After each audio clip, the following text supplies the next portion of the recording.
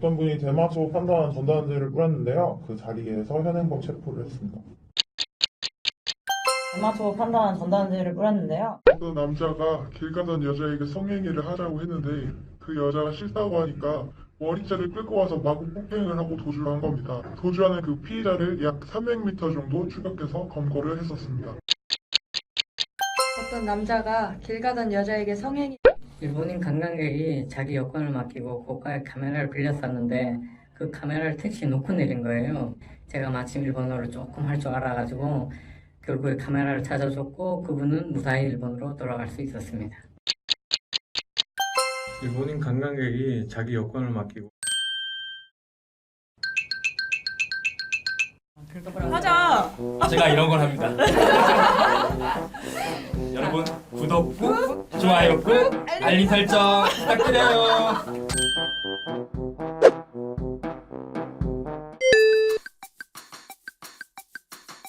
정선영입니다. 김지현입니다. 이지윤입니다. 이건동입니다. 네, 안녕하십니까. 저는 90년생 2015년 9월에 입직한 4년차 경사 정선영입니다. 네, 안녕하세요. 저는 92년생 2019년 3월에 배명받은 김지현 경이라고 합니다. 저는 78년생 2001년 3월에 배명받은 19년차 경찰관 이지은 경정입니다. 저는 82년생 2014년 2월 21일에 배명받은 이건동 경장입니다. 6년 차입니다.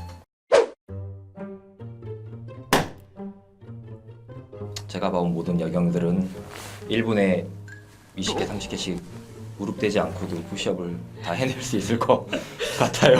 경찰 현직 경찰관도 매년 체력 검정을 하게 되어 있습니다. 제 나이 때 남자 경찰관이 만점이 37개입니다. 그래서 저는 지금도 무릎을 대지 않고 37개를 합니다. 무릎을 대고 하느냐 마느냐. 기준이 니프 시업이었으니까 처음부터 준비를 저희들이 다 니프 시업을 준비를 하게 됩니다. 아무래도 수험 적합도에 맞게 운동을 하다 보니까. 근데 처음부터 만약에 여경들한테 뭐 니프 시업이 아니라 원래 하는 푸시업대로 하라 그렇게 했다면 다들 그렇게 준비를 했을 것이고 또 충분히 그 기준에 도달할 수 있었을 거라고 저는 생각을 합니다.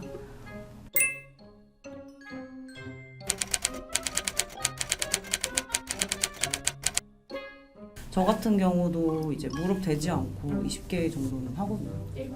네, 1분에. 그러니까 그냥 하면 되는 거지 이게 경찰 자질의 여부를 결정하는 데 있어서는 아무런 의미가 없는 것 같아요. 그러니까 기준이 그렇게 됐기 때문에 그걸 따라서 하는 거지 그 사람들의 능력이 떨어졌기 때문에 기준이 그렇게 만들어진 건 아니라고 생각합니다. 만약에 수능이 변별력이 없었다면 교육부를 욕을 해야 되는데 교육부를 욕하는 게 아니라 그 해 대학 입학한 학생들을 욕하는 거나 똑같은 거라고 생각을 하거든요.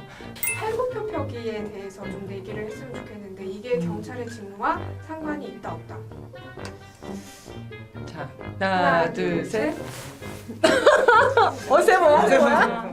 재학할 때 기초 체력면에서 뭐 이렇게 팔 힘을 기른다라는 개념이라면 필요하지만 이게 재학을 하기 위한 어떤 기술적인 것을 필요로 하는 적합도라는 전혀 안 맞는 것 같아서. 이 지금 경찰이 체력 측정을 하고 있는 이런 것들은 너무나 단편적인 체력을 측정하는 거라서 예를 들어 지금 후방 같은 경우에는 체력 측정을 할 때 이렇게 팔굽혀펴기나 이런 걸 하는 게 아니라 뭐 들고 뛰고. 예, 들고 뛰고 뭐 어떤 물건을 위로 이렇게 올린다든지 아니면 뭐 시체처럼 생긴 마네킹 무거운 마네킹을 끌어당긴다든지 실제로 자기들 업무와 연관이 있는 이런 것들로 그 시간을 재서 체력 측정을 하는 걸로 알고 있거든요.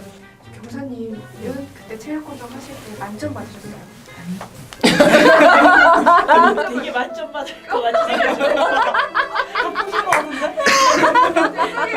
이거 봐 이렇게 이거 한 손으로 하거든요. 그런 것 같지만 제가 원래 어깨가 안 좋아서 저는 실제로 팔굽혀펴기 막 이렇게 뭐 쉽게 도달했다고 하지만 저한테는 굉장히 어려운 종목 중에 하나였어요. 네, 그래도 저는 현장에서 누구에게도 뒤지지 않고 다 체포해내는 사람입니다. 그리고 더 중요한 거는 이제 현장 경찰관들이 일을 할 때도 체력이 계속 유지가 되느냐 이게 중요한데 그냥 평가 종목 중에 하나를 가지고 논란이 되는 거는 좀 논란을 위한 논란인 것 같아요.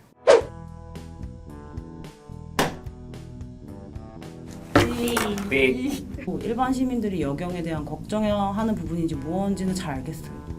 근데 저희 여경들은 그 일반 시민들이 생각하는 여성성, 뭐 하늘하늘하고 연약하고 이런 여성성을 여경들한테 투영시키면 안 된다고 생각해요. 저희들은 훈련받은 사람들이에요. 그렇기 때문에 뭐 여러 명의 사람들이 폭력 행위를 벌이고 있거나 갑자기 뭐 화재가 나거나 뭐 교통사고가 크게 돼서 사람이 피를 흘리며 쓰러져 있는 상황에서 저희는 침착함을 유지할 수 있거든요. 그 상황을 통제를 하고 당신들을 도와줄 수 있는 경찰관이에요. 지금 막 한 6명, 8명이 막 동시에 막 서로 싸우고 있어요 라는 신고가 들어오기도 하는데 그럴 경우에는 뭐 여경이 가고 남경이 가고 할 것도 없이 전부 그냥 그 주변에 있는 순찰차가 3-4대가 다 가야 됩니다. 가서 다 말리고 현행범 체포하고 이렇게 하기 때문에 그런 경우에는 여경, 남경 할 거 없이 그냥 다 이렇게 출동을 하고 있습니다. 술 취한 여성이 쓰러져 있다, 누가 쓰러져 있다라고 했을 때 깨워서 귀가 좋지 집에 보내는 경우에는 남자니까 이렇게 깨워서 보낼 때 힘이 필요하지 않을까 이렇게 생각을 하시는데 그렇다기보다는 그 위치에서 가장 가까운 데 있는 순찰차를 출동을 시키게 됩니다. 그리고 출동을 시킬 때 그 차에 여경이 탔는지 남경이 탔는지 우리는 그거조차 모릅니다. 그냥 가장 가까이 있는 차가 가야지 가장 빨리 가서 그분을 이제 안전하게 보호할 수 있기 때문에 저희는 이제 가장 가까이 있는 차를 출동을 시키고 있습니다. 너무 말을 많이 한 것 같아요. 지금 시대는 여자만 필요한 직업 또는 뭐 남자만 필요한 직업이라는 개념이 사실 모호하잖아요.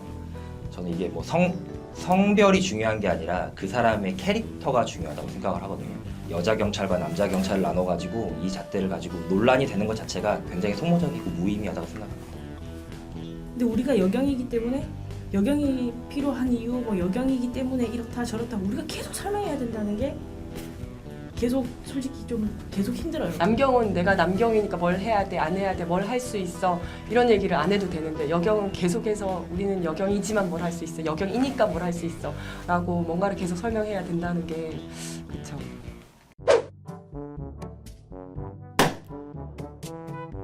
경찰 조직 중 가장 많은 이유는 형사다. 삐. 삐. 네, 뭔가요? 지역 지역경찰. 네, 지역경찰은 지구대와 파출소를 합쳐가지고 지역경찰이라고 하는데요. 전국에 2016개의 지역경찰이 있고 총 몇 명이지? 이런 거 좀 계산해봐야 되는데. 네, 저희 경찰서에는 총 10개의 과가 있습니다. 그 중에 한 과에 근무하시는 형사과에 근무하는 경찰들을 형사라고 하는 거고요. 총 90명 정도가 근무하고 있어서 전체 경찰서 인원 중에 약 10%만을 차지합니다. 그에 반해서 가장 많은 수를 차지하는 지역 경찰은 약 400명 정도, 거의 전체 경찰서의 반 이상을 지역 경찰이 담당하고 있습니다. 형사과를 제외하고도 이제 일반적인 고소 사건이 접수되면 그거에 대한 조사를 담당하는 수사팀들, 예를 들면 경제팀, 사이버팀, 지능팀 등이 있고요. 그 외에도 집회 등이 발생하면 이들을 관리하는 정보나 보안과에서 근무하시는 경찰들도 있고, 또 그 외에도 이제 경찰 조직이 잘 굴러가기 위한 행정 업무를 처리하는 경무계 직원들, 이런 분들 다양한 직군, 다양한 과에 속해 있는 이제 경찰관들이 모여서 경찰서가 굴러가고 있습니다. 예상 질문. 너무 길어요? 예상 질문. 그냥 초보와 의사 경찰 이렇게 시작. 경찰 업무 중 가장 흔한 일은 몸 쓰는 일이다. 하나, 둘, 셋. 삐. 경찰관들이 어느 부서에 있든 가장 많이 하는 업무는 민원 처리 업무입니다. 시민들의 불편을 해소해주거나 아니 어려움을 해소해주는 민원 업무가 가장 주된 업무고. 네, 그래서 궁금해하실 것 같아서 11월 25일 하루 동안 저희 지구대에서 이제 지구대에 접수된 112 신고를 한번 쭉 뽑아봤습니다. 어제는 한 60건 정도 떨어졌습니다. 근데 그 중에서 폭행 사건이 한 건이 있었고요.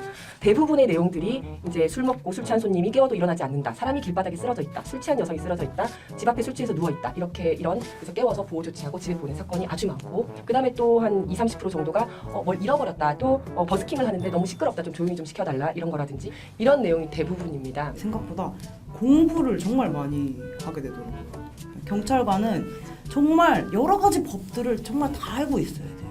뭐 도로교통법도 알고 있어야 되고, 갑자기 뭐 전자금융거래법도 알고 있어야 되고, 몸쓰는 일이라고 하면은 검거하거나 제압하거나 이런 일이라고 생각하기 쉬운데 그냥 기억에 남는 게 최근에 저희 태풍 왔을 때 태풍이 너무 심했을 때 경찰관들이 가서 벽에 테이프 붙여주고 뭐 그런 일을 하게 되더라고요. 경찰관이 벽돌을 나르고 또 헬멧을 쓰고 뛰어다니면서 나무 가로수 잡고 그러고 있었던 일을 하면서 직원들 그때 많이 고생들을 했어요. 경찰관들이 그때. 근데 이제 위험 방지 이런 업무가 있어가지고 예를 들어서 뭐 산사태가 난다 이러면 사람들을 다 대피시키고 이런 게 이제 경찰의 업무거든요. 경찰관이 가장 많이 하는 일 중에 이걸 거예요. 경찰관이 길에 서 있으면 길무로 보는 일들을 많이 하세요. 근데 사실은 지방에서 올라와서 서울에서 근무하는 그 어린 승경들, 경장들 같은 경우에는 뭐 이곳에서 근무한 지 얼마 안 됐으면 길을 잘 모를 수도 있거든요. 그럼 이제 돌아오는 말은 경찰관이 이것도 몰라. 네, 경찰관이 그것도 모를 수 있습니다. 저희도 다 초행일 수가 있어가지고요.